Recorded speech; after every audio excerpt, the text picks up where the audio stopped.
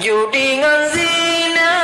cina tinsaan urang kabadat tuhangan muda teror pahmopa relah syariat moral dum umat ledan kacupa dalam berita lehaba jahat kriminal jumpat urang kerija awam ngancarang ngongon badat iman rusak adat relah etika tanya di Aceh pilih badan hukum syariah letan melanggar nyandung kebala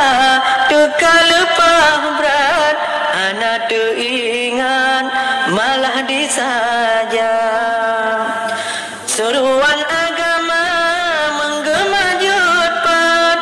urang peingat babunya benar dum dakwah dengku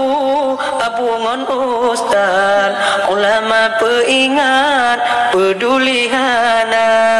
Quran ngan hadis ditapi luat oh wada salat urang diduka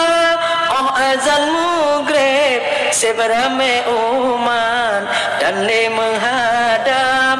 ujung Rabbana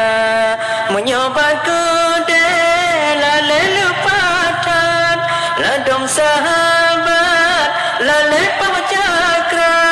ladong bak nonton kalan pehajat oh wadang salat mantong kerja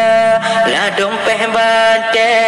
malehanatan gom kalan luat gom nyan biasa lamgang kedai legu ingat so yang peingat jidengohana bun urang agam menankan etat yang cukup hebat cita bola antroh gampong so dukung tatrat sanggado ingat Tuhan muda letandum lain semakin kabrat melanggar syariat di Aceh Raya menyodat tulis an abe surat karab tiap saat urang kerja tajak melabo jioh lepatan menyodat lewat laun Malaka ke urang bino jinolon surat bila kasih sat ge ikon masa takalan bago jasa lewat pelemah aurat lam jun kutika rak ngan silu han peta ingan kaserba ketat pakai ban hawa ladong kelakau di hirotan berat kahanataan judo dirapa nacin yang ladom dan mufum adan lakau diupat oh dan belanja yang ladang inang bingang tak ingat buat yang laknat guten kerja gugur kandungan buat setan laknat hana teringat kepada dosa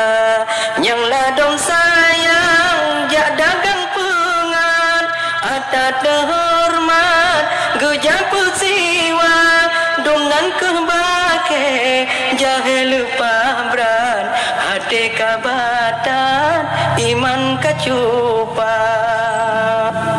hubungan bake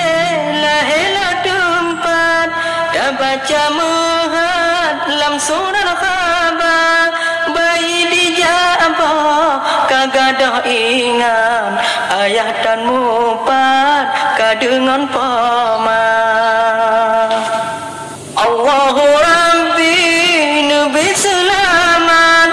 umat Muhammad di dalam dunia, ubena hamba yang kekasih sa, puji tim taubat, puji orang dosa.